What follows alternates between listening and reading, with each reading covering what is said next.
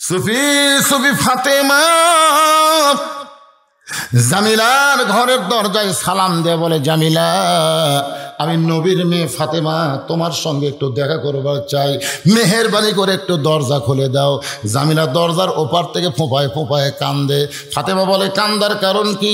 জামিলা বলতে, সারা জীবনের সাধনা জান্নাতি নারীর নেত্রী ফাতেমাকে আমি এক নজর দেখবার চাই। তো ফাতেমা বলতেছে, তাহলে কান্দার কারণ কি? দরজা খুললে আমার সঙ্গে তোমার দেখা হবে। জামিলা বলতেছে, এই দরজা খুলবো কেমনে? কারণ স্বামী আমার বাড়িতে নাই, আর স্বামীর হুকুম ছাড়া দরজা খোলা জামিলার জন্যে জায়েজ নাই। আমার স্বামী হলো কাঠুরিয়া, কাঠ বিক্রি করতে গেছে বাজারে। ওই স্বামী বাড়িতে না থাকলে আমি ফাতেমার জন্যই দরজা খুলতে পারবো না। আজকের মতো আপনি ফেরত যান। আমার স্বামী যখন আসবে, আগামীকাল আপনি আসবেন, স্বামীর কাছ থেকে আগাম হুকুম নিয়ে রাখবো, আসা মাত্রই আমি দরজা খুলে দিব। ফাতেমার চোখটা দর দর করে পানি পড়তেছে। আল্লাহ, আমার হাসান হোসেনের বাবাকে আমি এত মানি না, একটা জামিলা কাঠুরার স্বামীকে যেমন মানে। সুবহানাল্লাহ কবেন না? আমার হাসান হোসেনের বাবাকে তো আমি এত মানি না। আমি একটা ফাতেমা, আমার জন্য দরজা খুলতে স্বামীর হুকুম লাগে, এই মেয়ের ঘরের মধ্যে আমার ঢোকাই লাগবে। এমন কি আমল করে যে আমল করার কারণে আমার আগে আল্লাহ তার জান্নাত দিবে। ফাতেমা বললেন, জানি না, আগামীকাল এই সময় আবার আসবো ইনশাআল্লাহ। চলে গেলেন বাড়িতে। পরদিন আসরের নামাজের পরে ফাতেমা চুপি চুপি যখন রওনা দেয়, পিছন দিক থেকে ছোট্ট একটা বাচ্চা মা মা বলে ডাকতেছে। ফাতেমা তাকায় দেখে বাচ্চাটার নাম হলো হোসাইন। জিব্বাত কামড় খাইছে। হাসান যদি মা মা বলে ডাকতো, হাসানকে বুঝাবার পারতো, কিন্তু হোসাইন যখন ডাকতেছে, এরে বুঝান যাবে না। আল্লাহ নবী বলেছেন, ফাতেমা, আমি দুনিয়া থেকে বিদায় নেওয়ার মাত্র 6 মাস পর্যন্ত তুই দুনিয়াতে থাকবে মা। ফাতেমা রে, শুনে নে, আমি নবী বিদায় নেওয়ার পরে আমার সমস্ত সাহাবী মিলে যে কষ্ট পাবে, তার চাইতে বেশি কষ্ট পাবে আমার হাসান হোসাইন। ফাতেমারে শোন, আমার সমস্ত সাহাবী মিলে আমি নবীকে যে ভালোবাসে, তার চাইতে হাসান হোসাইন তাদের নানাকে বেশি ভালোবাসে। মা, আমি দুনিয়া থেকে যাওয়ার 10টা বছর যদি তুই দুনিয়াতে থাকতে পারতি মা, তাহলে তুই হাসান হোসাইনকে আদর সোহাগ বেশি দিবার পারতি। কিন্তু আল্লাহর কি নির্মম পরিহাস, আমি নবী চলে যাবার 6 মাস পরে তোকে দুনিয়া ছাড়তে হবে মা। আমি একটা অনুরোধ করে গেলাম, আমি নবী যাওয়ার পর এই 6টা মাস হাসান হোসাইনকে এত আদর করবে মা, এরা যেন নানা বিদায় হয়েছে বুঝবার পারে না। রাসূল কান্দের বলে, ফাতেমা রে, আমার হাসানকে নিয়ে কোনো টেনশন করা লাগবে না, কারণ হাসান হলো অবিকল, আমি নবীর মতো, ওরে যা বলবি তাই বুঝবে। কিন্তু হোসেন একটু জেদি মা, এই হোসেনকে আমি নবী এত ভালোবাসি রে, আমার জীবনের চাইতে অনেক বেশি। মা, আমার হোসেনকে তুই যেন কোনোদিন কষ্ট দিস না। যেই হোসেন বলতেছে, মা, গতকাল তোমাকে বিকেলবেলা ঘরে পাইনি মা, আজ চোরের মতন চুপি চুপি কোথায় যাও, আমিও তোমার সঙ্গে যাবার চাই। ওই ছোট্ট হোসেনকে নিয়ে ফাতেমা জামিলার ঘরের দরজায় চিৎকার করে বলতেছে, মা, এই ভাঙ্গা ঘরে এমন কে আছে মা, তুমি তার দরজায় কেন আসো? তুমি যদি চাও গোটা পৃথিবী আল্লাহ তোমার কাছে হাজির করে দিবে। সুবহানাল্লাহ কন্যা কেন?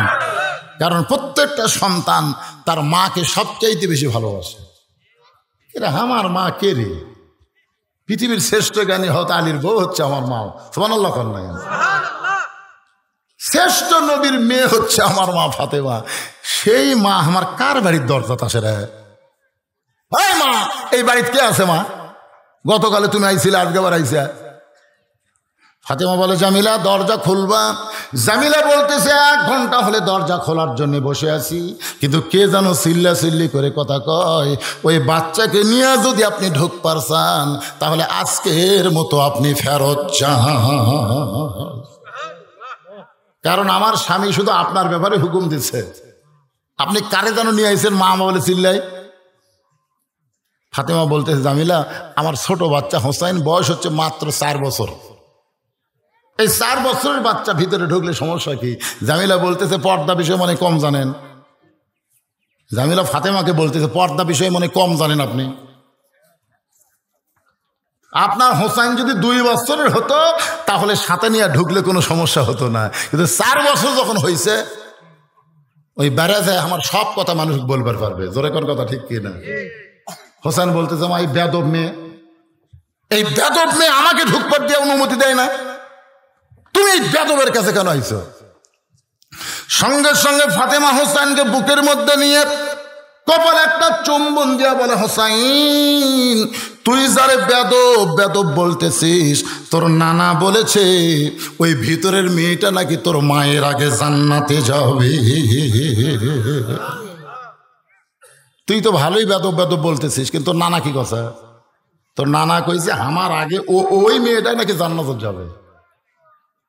হোসেন বলতেছে তাহলে তো আসল জায়গাতে পেঁচ লাগিছে। মনে বড় আশা ছিল আমি যাব মদিনায়, সবাই বলেন মনে বড় আশা ছিল আমি যাব মদিনায়।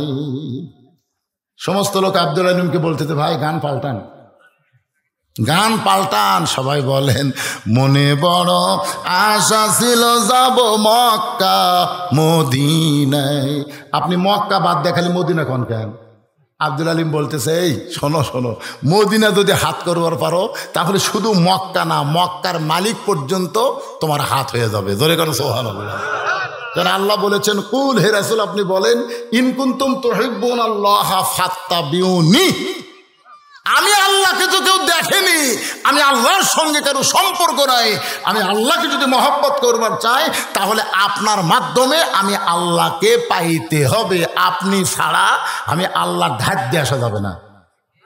এজন্য আমার সঙ্গে সকল একটু বলেন উপায় নাই রে, উপায় নাই রে, উপায় নাই নবী বিনে আল্লাহ পাওয়ার উপায় নাই। এটা কে বারে? এটা কে রে? এ বাচ্চা কার? আপনার?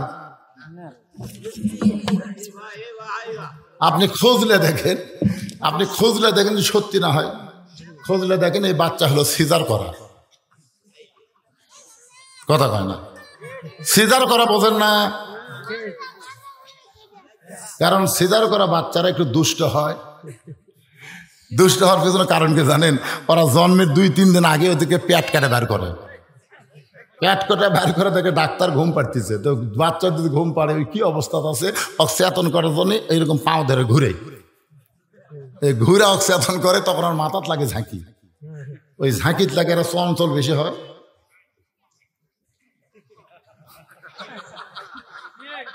এখনকার অধিকাংশ বাচ্চারা দুষ্ট হওয়ার পিছনে একটাই কারণ, এরা হলো সিজার করা। যখন কি করা? কারণ জন্মের আগেই এরকম দুনিয়াতে আসে, জন্ম হবে আর 3 দিন পর নর্মালে হবে, কিন্তু ডাক্তারের কাছে গেছে টাকা কামায় ধান্দাত বলতেছে কাত হয়ে আছে, বেকা হয়ে আছে, এটা তো ঠিক মতো বাড়াবি না, ঠেলার করা লাগবে। হাই রে টাকার লোভ ভাই, ডাক্তার তো ডাক্তার না, এখন কষাই হয়ে গেছে। জোরে কোন কথা ঠিক কিনা? অথচ আপনারা খোঁজলে দেখবেন একটা ডাক্তারের বউ সিজার করেন, একটা ডাক্তার বউকে ডাক্তার সিজার করায় না, কারণ ডাক্তার জানে সিজার মায়ের জন্য মারাত্মক ক্ষতি, মারাত্মক ক্ষতি মায়ের জন্য। জানেন একটা ভালো মানুষের পেট কাটা বাচ্চা বার করে কি মনে করতেছেন? যে দিক দিয়ে বাচ্চা বার হবে সেটা আল্লাহ জানে কে জানে, কথা কন জানে কে জানে না, সেই দিক দিয়ে বার করার চেষ্টা না করে অন্য দিক দিয়ে কাটিয়ে বার করতেছেন। তার মানে একটা ডাক্তারের বউ সিজার করে না, একটা মৌলবীর বাড়িতে মিলাদ হয় না। খোঁজলে দেখবেন কোনো মৌলবীর মিলাদ হয়, কারণ মৌলবী জানে মিলাদ একটা ফাও জিনিস, খামাকা হওয়ার বাড়িতে পড়ে টাকা নষ্ট করবো করে, মানুষের বাড়িতে মিলাদ পড়াবো আর খাবো। আপনি খোঁজলে দেখবেন একটা পীরের বউ মুরিদ হয় না, কারণ পীরের বউ জানে আমার পীর 1 নম্বর লুচ্চা, মাঝে মধ্যে মুরিদের বইয়ের দিকে চোখ মারে। এই জন্য যাই পীর ওর বইয়ের কাছে খোঁজলে দেখেন ওই মুরিদ হয়নি, কারণ জানে এই লুচ্চা মার্কা পীর রে। তাহলে কয় কথা কইলেন? 1 নম্বর হলো ডাক্তারের বইয়ের সিজার লাগে না, সিজদা করে গেছে, ধরো ওই কিন্তু মাহফিলে সর্বনাশ করবি। এ বসিস না কে রে?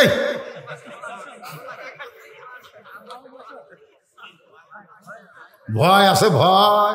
ওই আপনি ভয় দেখাবি। আমার দুটা লাইতি সিজার করা, একটা হাসান একটা হোসাইন, মাদত আমাকে চোখ মারে। সুবহানাল্লাহ। কথা প্রসঙ্গে বললাম, আমার মায়েরা বোনেরা অনেকদিন পর আপনাদের এলাকায় এসেছি, একটু মনোযোগ দিয়ে শোনেন। একটা মা যদি ভালো হয়, পেটের বাচ্চা আল্লাহর ওলি হবে। সে মায়ের ওয়াজ করার দরকার আছে না নাই? বিষয়টা হলো আস্তাইনু বিসসবরি ওয়াসসালাহ ইন্নাল্লাহা মা'আস সাবিরিন।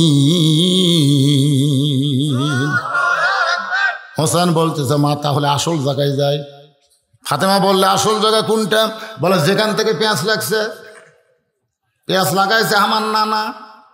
পেঁয়াজ লাগাইছে কে? কে আগে জান্নাতে যাবে এটা বলার কি দরকার? আল্লাহ নবী যদি বলতো ফাতেমা তুমি জান্নাতি নারীদের নেত্রী, ফাতেমা আর কিছু শুনবার চাচা। কিন্তু নবী পেঁয়াজ লাগাচ্ছে, তুমি যতই জান্নাতি নারীদের নেত্রী হও, তোমার আগে উমুকে জান্নাতে যাবে। কারণ মেয়ে মানুষের সব কিছু সহ্য করবার পারে, কিন্তু কারো আগে কেউ যাবার দিবি না। জোরে কোন কথা ঠিক কিনা? এই জায়গাতে মেয়েদের বিপদ। আপনার গোটা বাংলাদেশ খোঁজলে দেখেন, জামাই শ্বশুরের যুদ্ধ এটা কোনোদিনও পাবেন না, কিন্তু বউ শাশুড়ির যুদ্ধ আছে না নাই? জোরে কোন আছে না? আর এই স্টার জলসা জি বাংলা দেখার কারণে এরা যা হসে ভাই, আমাকে মেয়েদেরকে ভালো করা খুবই কঠিন। দেখি আজকের ওয়াজ দেখি হয়। আমার মায়েরা শোনেন মনোযোগ দিয়ে। হোসাইন ফাতেমার হাতটা ধরে টেনে টেনে নিয়ে আইসা আল্লাহ নবীর কাছে। আল্লাহ নবী তখন বসে আস। ফাতেমা জোর হাত করে বলতেছে, বাবা আমার কোনো দোষ নাই বাবা, দরকার হলে আরো 3 দিন আমি যাব, কোন আমলের কারণে আমার আগে জান্নাতে যাবে এটা জানতে যাব বাবা। এই হোসাইন আমার সর্বনাশ করছে বাবা। এই হোসাইন আপনার কাছে আমার টাইনা নিয়ে আইছে। এবার ফাতেমার হাতটা ছাইড়া দিয়া হোসাইন দৌড়ে গিয়া আল্লাহ নবীর হাতটা ধরে বলে, না না, জন্মের আগে তুমি বাবা হারাইছো না না, 6 বছর বয়সে তোমার মা দুনিয়া থেকে বিদায় নিয়েছে। মায়ের সম্মান তুমি কেমনে বুঝবা না না? কারণ ছোটকালে যে মা হারায় সে মারে কোনোদিন বুঝবার পারে না। নানা রে, এই মায়ের মতন আপন কেহ নাই রে দুনিয়ায়। সবাই বলেন, মায়ের মতন আপন কেহ নাই রে দুনিয়ায়। মা জননী নাই রে যাহার, এই দুনিয়ায় তাহার কেহ নাই। মায়ের মতন আপন কেহ নাই রে দুনিয়ায়। নানা গো, আমার মাকে সাধারণ একটা কাঠুরের বইয়ের দরজাত পাঠাইছ।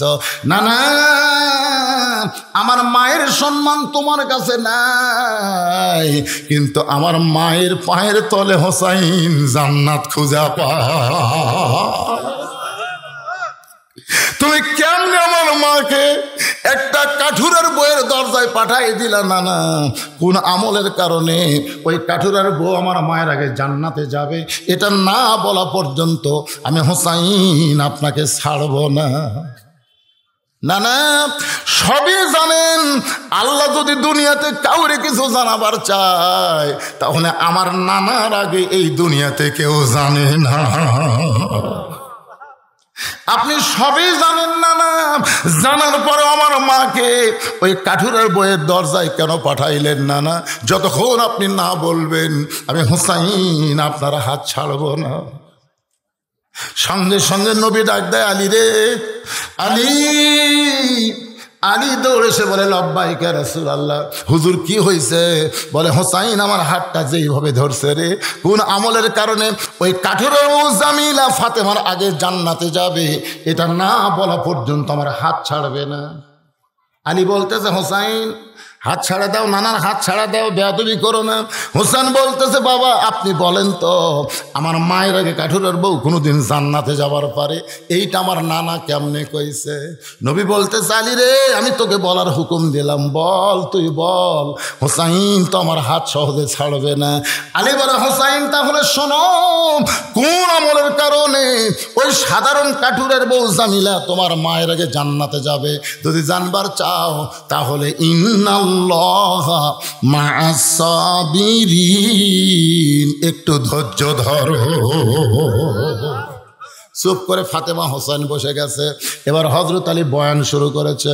ফাতেমা তোমার কি মনে আছে একদিন দুপুরবেলায় তুমি আমার কাছে এসে কাঁদতেছো? আমি বললাম বিবি কেন কান্দো? ফাতেমা বলে স্বামী আপনি জানেন না হাসান হোসাইন ক্ষুধার জ্বালায় কাঁদতে কাঁদতে ঘুমায় গেছে, চেতন পাইলি খাবার চাবে, কিন্তু গোটা বাড়ি লক্ষ্য করে দেখলাম এই বাড়িতে কোনো খাবার নাই। স্বামী গো আমিও জানি আপনার পকেটে পয়সা নাই, কিন্তু হাসান হোসেন ক্ষুধার জ্বালায় যখন কাঁদবে আমি মা কিন্তু সহ্য করতে পারবো না। এই জন্য আমার এই ওড়নাটা গোপনে আপনার কাছে নিয়ে আসলাম। এই ওড়নাটা বিক্রি করে যে টাকা হবে সেই টাকা দিয়ে বাজার থেকে একটু খাবার নিয়ে আসেন। আলী বলে ফাতেমা তোমার ওড়নাটা নিয়ে বাজারে গেলাম বিক্রি করব, কিন্তু ওড়নাটা ভয়ে পকেটের মধ্যে ঢুকায় রাখলাম। পকেট থেকে বের করে খরিদ্দারকে দিব, আর খরিদ্দার যদি বলে কার ওড়না, আমি যদি বলি আমার বউ ফাতেমার ওড়না, তাহলে খরিদ্দার মনে মনে চিন্তা করবে স্বামী যখন বইয়ের কিছু বেচা খায় ওই স্বামী তো দুর্বল হয়ে গেছে। আলী বলে ফাতেমা আমি জ্ঞানী হওয়ার কারণে তোমার ওড়না পকেটের মধ্যে নিয়ে বাজারে ঘুরতেছি, কার কাছে বিক্রি করব খরিদ্দার খুঁজে পাইলাম না। এমন সময় খরিদ্দার বলে আলী ভাই আপনি মনে হয় কিছু বিক্রি করবেন। আলী চমকে বলে আমি কি বিক্রি করব তুমি কেমনে জানো? আমি তাকায় দিকে খরিদ্দার একটা ব্যাগ আমার সামনে মেলে ধরলো। আমি পকেট থেকে ওড়না বের করে ব্যাগের মধ্যে দিলাম, সঙ্গে সঙ্গে খরিদ্দার আমাকে 6টা দিরহাম দিল। আমি 6টা দিরহাম নিয়ে বাজারে খাবার দোকানে গেলাম। দোকানদারকে বললাম ভাই এই 6টা দিরহামের যেই খাবার হবে তাড়াতাড়ি আমাকে প্যাকেট করে দাও। দোকানদার 6টা দিরহামের খাবার প্যাকেট করে যখন আমার হাতে দিবার চাই, এমন সময় এক ফকির আমার সামনে এসে বলে আলী রে আজকে 3 দিন হলে আমার বাড়িতে কোনো খাবার নাই, আলী যদি পারো আল্লাহর হস্তে আমাকে একটু দান করো। আমি আলী চমকে গেলাম, 6টা দিরহামের খাবার প্যাকেট হয়ে গেছে। এমন সময় ফকির আমার কাছে খাবার চাই, আমি কি দিব? আমার মন বলতেছে দেশ না, আর ইমান বলতেছে একটা দিরহাম দান করে দে। একটা দিরহাম যদি ফকিরকে দেশ, বাকি 5টা দিরহাম নিয়ে খাবার নিয়ে যাবি।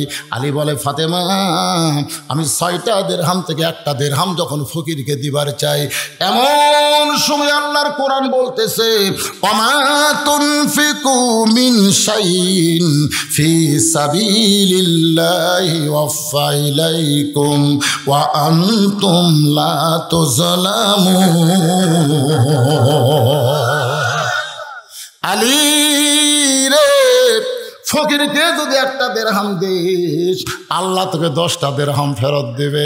ফকিরকে 2টা দিরহাম দিলে আল্লাহ তোকে 20টা দিরহাম দেবে। আলী রে ওই ফকিরকে যদি 6টা দিরহাম দাও আল্লাহ তোমাকে দুনিয়াতে 60 দিরহাম দিয়ে দিবে।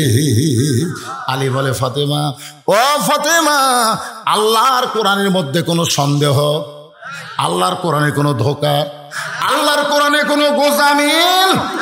আমি আল্লাহর কোরআনকে বিশ্বাস করে 6টা দিরহাম ফকিরকে দিয়ে দিলাম। ফকির হাসতে হাসতে যখন চলে গেল, এমন সময় দোকানদার বলে আলী ভাই খাবার টোপলা করলাম, সেই টোপলা কি আপনি নেবেন না? আলী বলতেছেন ইন্নাল্লাহা মা'আস সাবিরিন, ধৈর্যশীলদের সঙ্গে কে আছে? একটু ধৈর্য ধর, খাবার টোপলা নেবো না, খাবার বস্তা নেবো। তুই 2 বস্তা খাবার প্যাকেট কর। দোকান তো লব উল্টা 6 দিরহামের টোপলা লিবার পারলো না, তাই এবার 2 বস্তা খাবার প্যাকেট করবার বলে। আলী বলতেছে কিছুক্ষণ পরে যেন 2 বস্তা খাবার নিবার পারি, একটু ধৈর্য ধর। দোকানদারকে ধৈর্য ধরার কথা বলে হযরত আলী বাজারের মধ্যে ঘুরতেছে। এমন সময় একজন মানুষ উট নিয়ে বাজারের দিকে আসতেছে। আলীর সালাম দে বলে আলী ভাই উটটা কি কিনবেন নাকি? আলী বলতেছে উট কেনার পয়সা তো আমার পকেটে নাই। উটওয়ালা বলতেছে বাকি কিনবেন, বিক্রি করে টাকা দেবেন, এটাও কি পারবেন না? 100 দিরহামে উটটা বাকি নেন, বিক্রি করে আমাকে টাকা দেবেন। আলী বলেন, ফাতেমা ওই উটওয়ালার কাছ থেকে 100 দিরহামি উটটা নিয়ে আমি বাজারের মধ্যে গেলাম বিক্রি করতে। চারিদিক থেকে খরিদ্দার এসে বলতেছে, আনা মাদিনাতুল ইলমি ওয়ালিউ বাবুহা। রাসূল বলেছেন, আমি হচ্ছে ইলমের শহর, আলী হচ্ছে সেই দরওয়াজা, সেই জ্ঞানের দরজা। আজকে উট বিক্রি করবার বাজার আইছে, দেখবার যদি চাও চলো যাই। সবাই হযরত আলীকে ঘিরে ধরেছে, উট কেউ কিনতে চায় না। সবাই বলে, হুজুর হয়ে কেন এই ব্যবসা শুরু করলেন? এমন সময় একজন খরিদ্দার বলে, আলী ভাই বাজার ভালো না রে, বাজার ভালো না। দুনিয়ার সবচাইতে উত্তম জায়গা হলো আল্লাহর ঘর, আর দুনিয়ার সবচাইতে খারাপ জায়গা হলো হাট বাজার। বাজার ভালো না ভাই, এই বাজারে আপনার মতন আলেমকে বেশিক্ষণ থাকা চলবে না। তাহলে উটটা নিবি কে? তখন বলতেছে, আমাকে দিবেন? আলী বলতেছেন, কত দাম দিবে? বলে 160 দিরহাম। যে বলছে 160 দিরহাম, সঙ্গে সঙ্গে হযরত আলী উটটা বিক্রি করে উটওয়ালাকে 100 দিরহাম ফেরত দিয়ে বাকি 60টা দিরহাম নিয়ে দোকানে গেছে। দোকানদার রাগ করে 2 বস্তা প্যাকেট করে বসে আছে। আলী বলে, দাম কত? দোকানদার কয় 60 দিরহাম। 60 দিরহামে 2 বস্তা খাবার 2 কান্দে নিয়ে আলী চলে গেলেন বাড়ির দরজায়। ফাতেমা, তোমার কি মনে আছে আমার 2 কান্দে 2টা বস্তা দেখার সঙ্গে সঙ্গেই তুমি দরজা বন্ধ করে দিলে? আলী সালাম দে বলে, ফাতেমারে দরজা খোলো। ফাতেমা বলে, অন্য বিক্রি করার টাকা দিয়া বড় জোর 1 টোপলা খাবার হতে পারে, 2 বস্তা কোথায় পালেন? যতক্ষণ না বলবেন দরজা খুলব না। সতী সাধবী নারী যারা স্বামীর কামাইয়ের প্রতি বিশ্বাস করে তারা, জোরে কোন ঠিক কিনা? প্রতিদিন ঘুষের টাকাতে মাছ আনে, গোস্ত আনে, বউ খালি সমানে দরজা খোলা কয়, এর চাইতে বড় ইলিশ মাছ পাওয়া যায় না, এর চাইতে বড় মাছ নাই। কেন? তোর স্বামী বেতন পায় 11,000, বাসা ভাড়া 12,000, তারপরে প্রতিদিন 1,000 টাকার বাজার করে, এই টাকা পায় কোথায়? মায়েরা শোন, মেয়ে মানুষ যদি ভালো হয়, পুরুষ মানুষ ভালো হতে বাধ্য হবে। জোরে কোন কথা ঠিক কিনা? বাধ্য। ফাতেমা দরজা খুলতেছে না, অন্য বিক্রি করে টাকা দিয়ে বড় জোরে 1 টোপলা খাবার হবে, 2 বস্তা খাবার কান্দেত করে নিয়ে আসলেন, খাবার পালেন কোথায়? আলী বলতেছে, ফাতেমা একটু দরজা খুলে দাও। ফাতেমা বলতেছে, আগে হিসাব দেন, আগে হিসাব দেন, তারপরে দরজা খুলবো। হাসান হোসেন না খায় আছে, ফাতেমা এরকম জেদ করো না, দরজা খুলে দাও। ফাতেমা বলতেছে, হালাল কামাই একটা খেজুর খাও, হারাম কামা দিয়া কর্মা পোলা খাইলে হবে না। এই দেহটা জান্নাতের জন্য তৈরি করা লাগবে স্বামী, জাহান্নামের জন্য কোনো মুমিন মুসলমান দেহ তৈরি করবে না। যে দেহের মধ্যে হারাম ঢুকছে, শোনেন, আমি আপনি যতই নামাজ পড়ি, এই দেহ জান্নাত যাবে না। দরকার না খেয়ে থাকেন, না খেয়ে থাকেন, কিন্তু হারাম খাওয়া, এ কথা কন না কেন, যাবে। আমি হাদিস শরীফের ব্যাখ্যা থেকে আশ্চর্য হয়ে গেলাম। আল্লাহ রাসূল বললেন, এমন একটা পাপ আছে যেই পাপ তওবা করলেও আল্লাহ মাফ করবি না। সব সাহাবী তো কান্দাকাটি তুলে দিছে, যে এমন কোনো পাপ যেইটা তওবা করলেও আল্লাহ মাফ করবি না, এই পাপ কি রে?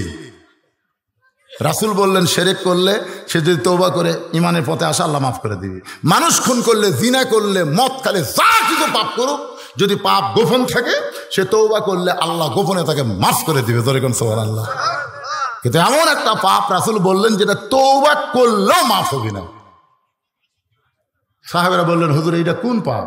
আল্লাহ রাসূল বললেন, যারা সুদ খায়, যারা সুদ খায় এরা তওবা করলেও আল্লাহ মাফ করবে না। কেন? নাউজুবিল্লাহ, জোরে কর না একেবারে। যারা সুদ দেয়, যারা সুদ দেয় তাদেরকে আল্লাহ তওবা করলে মাফ করবে, কিন্তু যারা খায় এই শালাকের মাফ নেই। সাহাবারা বললেন, হুজুর তাদেরকে গতি কি?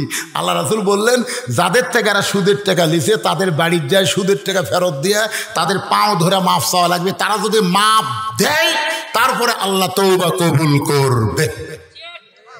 এখন আপনাকে এই ভাদার এলাকায় কারা কারা সুদ খায়?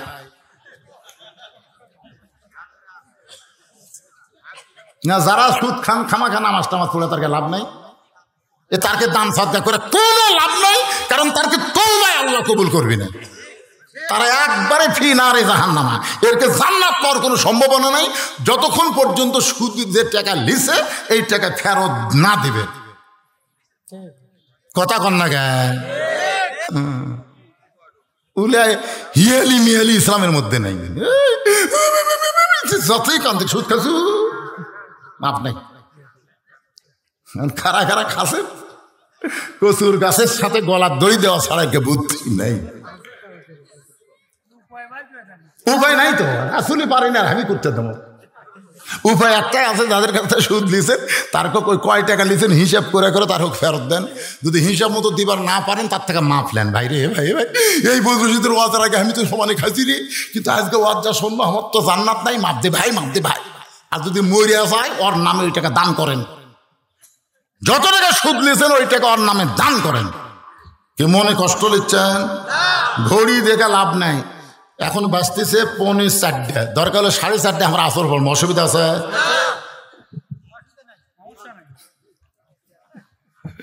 এই দিনের বেলা ওয়াজ আসলে মুশকিল ভাই রে, কি ওয়াজের লাইনও না উঠতেই সময় শেষ। যখন ট্রেজে আইছি তখন 1:15, তাই না? 1:15 সময় শুরু করছি, এখন বাঁচতেছে 4:45, তার মানে কতক্ষণ হলো? 1.5 ঘন্টা ওয়াজ হলো। বিরক্ত হচ্ছেন? সুদের কথা শুনে মন খারাপ হলো? মন খারাপ করে লাভ নাই বাজান, মন খারাপ করে লাভ নাই। এখনো হায়াত যখন আছে চেষ্টা করার দরকার আছে না নাই? জোরে কোন আছে না? কোন কথা বলতেছিলাম একটু মনোযোগ দেন। ফাতেমা বলে, স্বামী গো, অন্য বিক্রি করে টাকা দেয়া বড় জোর, 1 টোপলা খাবার হবে, এই 2 বস্তা খাবার কোথায় পাইলেন? যতক্ষণ না বলবেন ততক্ষণ দরজা খুলব। আলী বলতে হাসান হোসেন কিন্তু চেতন পাবে, চেতন পাইলি যখন খাবার চাবে তখন করবা কি? ফাতেমা বলে, মরে যাবে, আমার ইমান থাকা অবস্থায় আমার সন্তানকে বাড়তি খাওয়াবো না। আলী বলে, ফাতেমা রে, তুমি যখন দরজা খুললা না, আমার মধ্যে এমন জেদ হলো, আর রিজালু কাওয়ামুনা আলান নিসা, পুরুষেরা থাকবে নারীদের উপরে। আমি 2 বস্তা কান্দে নিয়ে চলে আসলাম নবীর কাছে। আল্লাহ নবী দৌড়ে এসে আমার 2 কান থেকে 2টা বস্তা নামায় নিল। আমি বললাম, নবী গো, কত ভালো, আপনি দৌড়ে এসে আমার কান থেকে 2 বস্তা নামায় নিলেন, কিন্তু আপনার কলিজার টুকরা ফাতেমা দরজা খুলল না। হুজুর, আপনার মেয়ে ফাতেমা দরজা খুলল না। রাসূল বলে, আলী রে, ফাতেমা যদি দরজা খুলতো তুমি কি আমার কাছে আসতে? আলী বলে, না হুজুর, আপনার কাছে আসতাম না। আল্লাহ রাসূল বলে, আলী, ফাতেমা দরজা খুললে তুমি কেমনে জানতে কোন খরিদ্দার তোমার কাছ থেকে পণ্য কিনেছে? তুমি কি বলতে পারবে আলী কে তোমার কাছে ভিক্ষা চাইলো? আলী রে, তুমি কি জানো কে তোমার কাছে উট বিক্রি করলো? আলী, তুমি কি বলতে পারবা কোন খরিদ্দার এসে তোমার কাছ থেকে উট কিনলো? আলী বলতেছে, ইয়া রাসূলুল্লাহ, আমি তো কিছুই জানি না। আল্লাহ নবী বলে, আলী, তুমি জানো না বলে ফাতেমা দরজা খোলে নাই, আমার কাছে পাঠাইছে, আমি এইগুলা তোমাকে জানাবার চাই। লিল্লাহি তাকবীর। কারণ আমি রাসূল বলেছি, আনা মাদিনাতুল ইলমি ওয়া আলী বাবুহা, আমি হচ্ছে ইলমের শহর আর আলী হচ্ছে তার দরওয়াজা। যে খরিদ্দার তোমার কাছ থেকে অন্ন কিনলো, তুমি যদি না জানো আলী, তামনে হবা। কোন ফকির তোমার কাছে ভিক্ষা চাইলো, তুমি যদি না জানো, তাহলে ইলমের দরজা তুমি কেমনে হবা? তুমি যদি না জানো কে উট বিক্রি করলো আর কোন খরিদ্দার উট কিনলো। আলী বলে, হুজুর, আপনি বলেন, আমি জানবার চাই। আস্তাইনু বিসসবরি ওয়াসসালাহ, ইন্নাল্লাহা মা'আস সাবিরিন। ধৈর্যশীলদের সঙ্গে কে আছে? আমাকে একটু বলেছে, হুজুর বেশি লম্বা চড়া না, মাত্র 5 মিনিট। এই মাহফিল গোরস্থানের জন্য, কবরস্থানের জন্য মাহফিল, তো একটু 5টা মিনিট আপনি জনগণের কাছে আমাদের কথা তুলে ধরবেন। গোরস্থানের জন্য আপনাদের কাছে একটু কিছু সময় আদায় হবে, 5 মিনিট, বেশি হবে না। এই 5টা মিনিট একটু ধৈর্য ধরা থাকতে লাগবে। ধৈর্যশীলদের সঙ্গে কে আছে? এ কথা কন না কেন, কে আছে? যদি এখন লাভ দেয় ওঠেন, তাহলে শয়তান বলবে হুজুর যতই ওয়াজ করেন আর আমার দলের লোক, আপনি যতই বসে থাকবার করেন থাকবি না তো। কারণ যখনই টাকা চাবেন, টাকা চাওয়াই মানে হলো আখেরাতের কামাই। জোরে কর সুবহানাল্লাহ। আপনি যে টাকা দান করবেন এটা কি দুনিয়া না আখেরাত? কথা করেন কি দুনিয়া আখেরাত? এটা আখেরাত।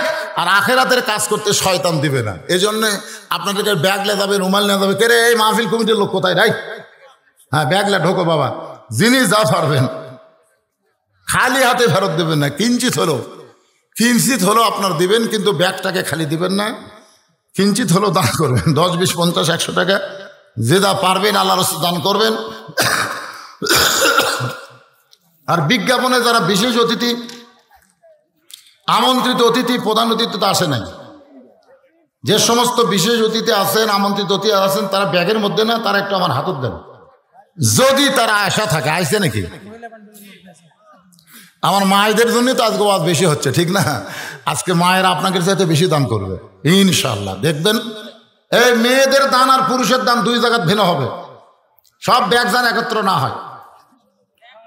দেখি আজকে কে জিতে। প্রধানমন্ত্রী মেয়েরা কেন হলো? এতগুলো মরদ মানুষ বাঁচা থাকতে এটা দেখার দরকার আছে না নাই? আজকে যদি মেয়েদের বেশি দান আসে, বোঝা যাবে ওরা প্রধানমন্ত্রী হয়ে ঠিকই করছে। আর যদি পুরুষেরা টাকা বেশি দেন, তাহলে মনে করব আগামীতে মরদ মানুষ হয়তো প্রধানমন্ত্রী হবার পারে। ধরে কার কথা ঠিক না? এখানে সকলে মন খোলা দেন তো দেখি আজকে টাকা কার বেশি হয়। আপনারা জিতেন না মেয়েরা, যে পকেটে হাত দেন, পকেটে টাকা নাই, টাকা তো অবস্থায় ব্যাগকে ফেরত দেন না বাবা, ব্যাগকে ফেরত দেন না, এটা জান্নাতে ব্যাগ বাজান, সবাই দেন।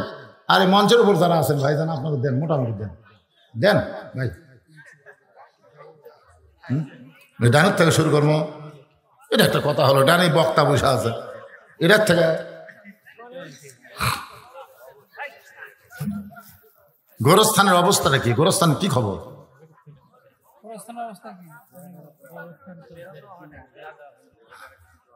বেড়াটা দেন, খালি ফাঁকা জায়গাত গোরস্থান করে। যে বাড়িতে আপনি থাকতে পারবেন না, কোনো গ্যারান্টি নাই, যে কোনো সময় বাড়ি থেকে বের হওয়া লাগবে। আর গোরস্থানে কমপক্ষে 50,000 বছর আপনার থাকা লাগবে।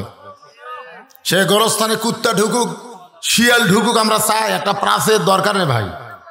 প্রাচীর থাকবে, গেট থাকবে গোরস্থানে। এই জন্য প্রাচীর নির্মাণ, গোরস্থানের গেট নির্মাণের জন্য আল্লাহর রাস্তায় আপনার একটু মোটামুটি দেন। আলহামদুলিল্লাহ। কে শুয়ে আছে? আপনার শ্বশুর। আহারে, শ্বশুরের কথা মনে করে বড় পুকুরে থেকে মজনু 500 টাকা দান করেছে, আল্লাহ তার দান কবুল করেন। কত আছে এখানে? লিল্লাহে তাকবীর।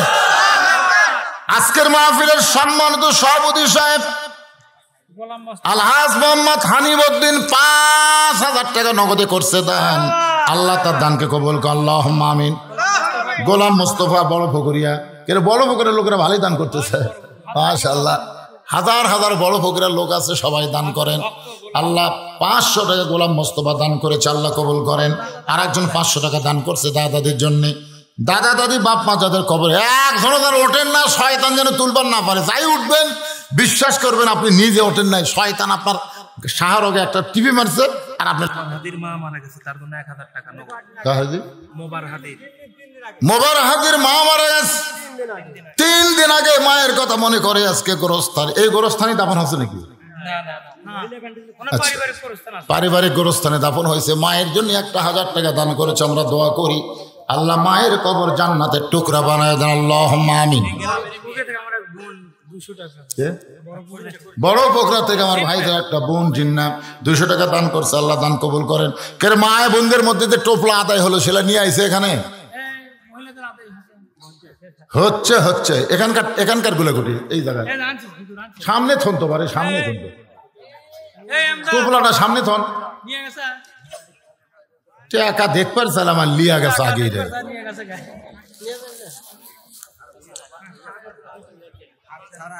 আচ্ছা ঠিক আছে দোয়া করে দিয়েছিলেন তার জন্য আপনার জন্য এই 1,000 টাকা আর চলের বাবা অসুস্থ হলে দোয়া করে দিই তেরা আমার জন্য দিলে হবে এটি কি দেবেন হ্যাঁ এটি কি দিবেন এটা তো আমরা দিই আমাদের সবাই বুঝছেন আচ্ছা ঠিক আছে আমি গত বছর দোয়া করে দিয়েছিলাম মাসে গত বছর না করোনার আগে হবে 10 বছর আগে জি কি কি নাম রাখছে নাম হচ্ছে রাম শরীফ আচ্ছা ঠিক আছে আল্লাহ হায়াতে তাইবা দান করুক সকলে বলে আল্লাহুম্মা আমিন জোরে বলে আল্লাহুম্মা আমিন আসেন এখন আলোচনা শুরু করব আদায় যা হয়েছে হয়েছে আবার রাতে মাহফিল হবে আদায় হবে ইনশাআল্লাহ ইনশাআল্লাহ একটু জিকির করে যারা দাঁড়াইছেন বসেন সবাই বসেন কেউ যায়নি সবাই বসে আছে লা ইলাহা ইল্লাল্লাহ লা ইলাহা ইল্লাল্লাহ লা ইলাহা ইল্লাল্লাহ লা ইলাহা ইল্লাল্লাহ লা ইলাহা লা ইলাহা ইল্লাল্লাহ মুহাম্মাদুর রাসূলুল্লাহ আল্লাহ জিল্লুর রহমান 500 টাকা দান করছে আর দানের কথা বলা যাবে দুটো একসাথে হবে না তো ওয়াজ আদায় দুটো কি একসাথে হয় আমি কিছু সময় দিয়েছিলাম আপনাকে দেওয়ার জন্য দিবেন গোরস্থান এটা আমাদের শেষ বাসস্থান একটা গানের মধ্যে আছে গোরস্থানের একটু মাটি বায়না করে রাখ আর একটা গজলের মধ্যে আছে কিন্তু যেদিন ডাক পড়িবে সবাই বলেন কিন্তু যেদিন ডাক পড়িবে কবর মাঝে যাইতে জোগাড় কিছু করছো বন্ধু তার মাঝে বিছাইতে সবাই বলেন ডানে কবর বামে কবর নিচে কবর আছে যে ওপর দিকে চাইয়া দেখো বাঁশের ছাউনি দিছে কে সবাই বলেন এমন আযাব দিবে রে ভাই এমন আযাব দিবে রে ভাই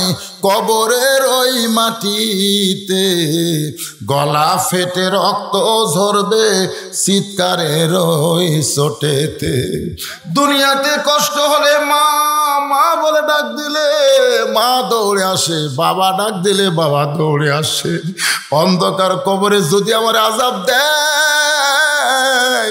কেউ নাই রে কবরে কেউ নাই আমার আল্লাহ ছাড়া ওই আল্লাহর সঙ্গে সম্পর্ক করে আমাদেরকে কবরের ঘরে যাইতে হবে আল্লাহ বলেছেন বান্দা কোনো চিন্তা করিস না রে কোনো চিন্তা করিস না কবরে যদি নামাজ নিয়ে আসতে পারিস মুনকির নাকির যখন প্রশ্ন করবে মান রব্বুকা তোর রবকে তখন যিনি শুয়ে আছে যাকে প্রশ্ন করেছে সে কিন্তু কথাই বলবে না নামাজ তার পক্ষ থেকে বলবে রে মুনকির নাকির কাকে রব সম্পর্কে প্রশ্ন করতেছ নামাজের নিয়ত করার পরে আলহামদুলিল্লাহ রব্বিল আলামিন বলে রবকে স্বীকার করেছে রুকুতে গিয়া সুবহান রব্বিল আযীম যে ব্যক্তি বলেছে সে জায়গায় রব্বিল আলা বলে রবের স্বীকার করেছে রে মুনকির নাকির তাকে রব সম্পর্কে কেন প্রশ্ন করলে আল্লাহকে ডাক দেয়া বলে ফেরেশতা আল্লাহকে বলে মাবুদ তোমার বান্দাকে রব সম্পর্কে প্রশ্ন করলে নামাজ যে হারে খেপে গেল আল্লাহ বলে যার নামাজ কবরে নিয়ে আইছে তার রবের উত্তর নামাজের মাধ্যমে হয়ে গেছে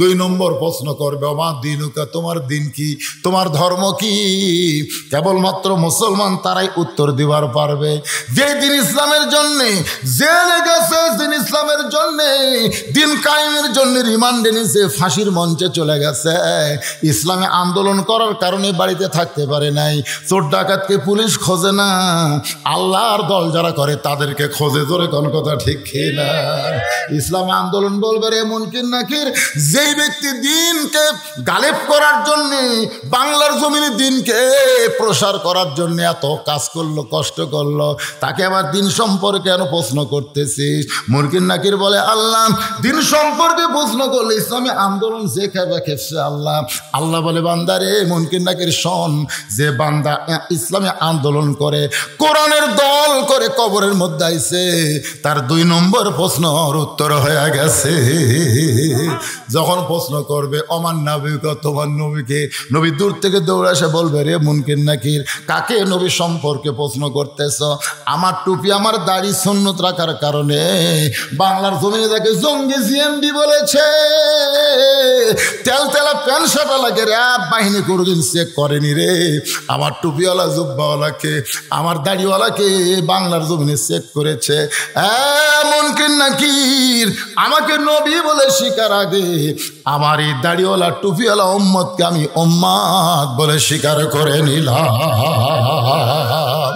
আল্লাহর বান্দারা, গোরস্থানের মাহফিল ভাই, কবরের পাতেও জোগাড় করে আমরা যেন কবরে যাওয়ার পারি, আল্লাহ সেই তৌফিক যেন আমাদেরকে দান করে দেয়। তোরে কান আমিন। রাসূল বলেন, আলী রে, যে খরিদ্দার তোমার কাছ থেকে ওন্না কিনেছে ওইটা দুনিয়ার কোনো মানুষ না রে, আল্লাহ একজন ফেরেশতাকে মানুষ করে পাঠায় দিছে। যারে ফেরেশতা যা, আমার পর্দা নিচে ফাতেমার ওন্না দুনিয়ার কোনো মানুষ কিনতে পারবে না, আমি আল্লাহ তাআলা কিনে জান্নাতের মধ্যে রাইখা দিব। নবী বলেন, আলী, ওই ফাতেমার ওন্নাটা এখন জান্নাতের মধ্যে আল্লাহ রাইখা দিছে। আলী রে, যেই ফকির তোর কাছে ভিক্ষা চাইছে ওটা ফকির নয় রে আলী, ওইটা হলো ফেরেশতা। তুমি আলী তোমার সন্তানকে বেশি ভালোবাসো না আল্লাহর কোরআনকে বেশি ভালোবাসো? এই পরীক্ষায় তুমি গোল্ডেন A+ পেয়ে গেছো। তুমি যখন পরীক্ষায় গোল্ডেন A+ পাইছো আলী, ওই টাকা ফকির নিয়ে যখন আল্লাহকে দেয়, আল্লাহ বলে, ও ফকির ফেরেশতা হইয়া ফাতেমা যে উটের পিঠে চড়ে জান্নাতে যাবে, সে উটটা বিক্রি কর। নবী বলে, আলী, উটটা বিক্রি করছে 100 দিরহামে বাকি। আবার ওই ফেরেশতাকে আল্লাহ খরিদ্দার বানায় 160 দিরহাম ফেরত দিল। 100 দিরহাম নিয়ে তুমি 60টা দিরহাম পাইলে। তুমি আল্লাহর কোরআনকে ধোকা নাই, সন্দেহ নাই, গোদামিল নাই বিশ্বাস করার কারণে দুনিয়াতে 6 দিরহামের পুরস্কার আল্লাহ তোমাকে 60 দিরহাম দিয়া দিছে। ফাতেমা বলতেছে, এই ওয়াজ করতেছেন দানের, আমি শুনবার চাচ্ছি আমার আগে কাঠুরে বউ জান্নাতত কেমনে যাবি? আলী বলতেছে, ফাতেমা, তুমি যখন জান্নাতে যাবে, জান্নাতি নারীদের নেত্রী হওয়ার কারণে আল্লাহ তোমাকে একটা উট বাহন হিসাবে দিয়া দিবে। সুবহানাল্লাহ কর না কেন? তুমি যখন উটের পিঠে চড়ে জান্নাতে যাবার শুরু করবা, কিছু দূর যাওয়ার পরে উটটা আর জান্নাতের দিকে যাবে না, উটটা হামানিয়া খাড়া হয়ে যাবে। ফেরেশতা বলবে, আল্লাহ, তোমার জান্নাতি নারীদের নেত্রী ফাতেমা উটের পরে জান্নাতে যায়, কিন্তু উটটা যে জান্নাতের দিকে যায় না, আল্লাহ এখন কি করব? আল্লাহ বলে, ফেরেশতা, উটটা যদি যাবার না চাই তাহলে টানা টানা নিয়ে যাওয়া লাগবে। ফেরেশতা বলে, আল্লাহ, কি ধরে টানবে? উটের তো টানার মতন কিছুই নাই।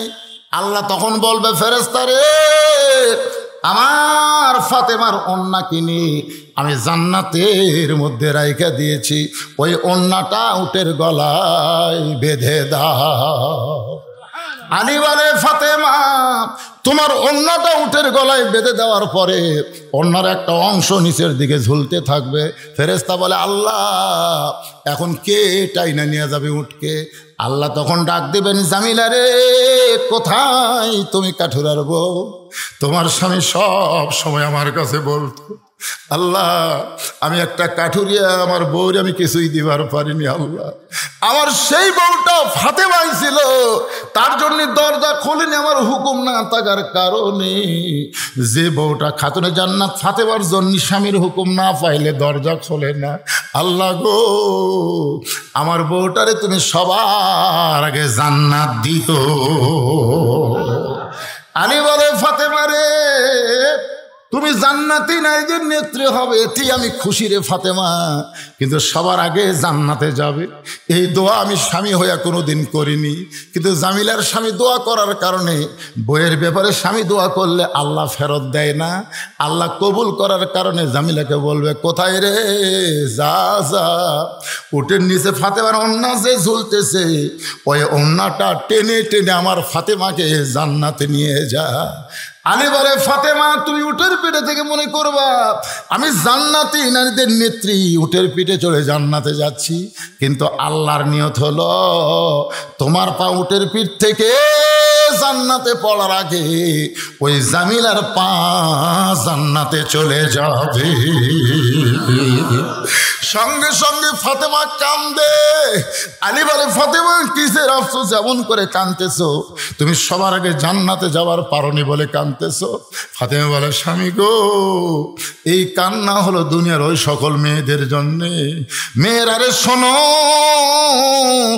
জামিলার মতন স্বামী ভক্ত হবে, স্বামীর হুকুম ছাড়া কিছুই করবা না রে।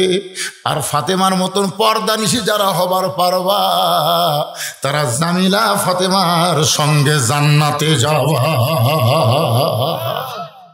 আপনার বলেন, এর চাইতে মেয়েদের কোনো ভালো ওয়াজ আছে? আজকে আমি সে ওয়াজ মা বোনদের শুনে দিলাম। আমি আসার সময় দেখি যে হারে আর আসতেছে ভাই, হায় হায় হায়। মনে করলাম আজকে বাপগুলো নয় পরই সাইজ হোক, মায়েরা তো আর সব জায়গায় যাবার পারে না। তোর কোন কথা ঠিক কিনা? আমি মা বোনদের জন্য প্রাণ খোলা ওয়াজ করলাম, মা জামিলার মতন স্বামী ভক্ত হবেন মা, আর ফাতেমার মতো পর্দানিশী হবেন। আল্লাহ পাক আপনাদেরকে ফাতেমা জামিলার সঙ্গে জান্নাত দিয়ে দিবেন ইনশাআল্লাহ। ফাঁকে ফাঁকে দুই একটা কথা যা আমি আপনাদের জন্য বলেছি, আমলযোগ্য কথা, আমরা সকলে আমল করবো ইনশাআল্লাহ। চারিদিকে 4:15 আজান হয়, 4:15 জামাত হয়। এখানে একটু সময় পার হয়ে গেছে, অসুবিধা নেই। আমরা এখন ইস্তেগফার পড়ে মোনাজাত করবো। রাতে আবার মাহফিল হবে, ইসালে সওয়াব। তবারক কিন্তু এখন দিবে না, তবারক দিবে রাত্রিবেলায়। আপনার সবাই আসবেন ইনশাআল্লাহ। সভাপতি সাহেব 1000 টাকা নগদ, 3000 টাকা বাকি। তাহলে কত হলো? আরে 1000 দিলে 5000 হয়। একটা মানানসই নাই। আল্লাহুম্মা সাল্লি আলা সাইয়্যিদিনা শাফিঈনা নাবিয়িনা মাওলানা মুহাম্মদ ওয়া আলা আলিহি ওয়া সাহবিহি ওয়া বারাকা সাল্লিম। আল্লাহুম্মা আমিন। আল্লাহুম্মা আনতাস সালাম ওয়া মিনকাস সালাম, তাবারাকতা ইয়া যাল জালালি ওয়াল ইকরাম। আয় আল্লাহ তাআলা, দিনের বেলায় তোমার বান্দা বান্দিরা দুনিয়ার সমস্ত কাজ কাম ফেলে দিয়া আল্লাহ তোমার কোরআন হাদিসের মহব্বত কলিজায় নিয়া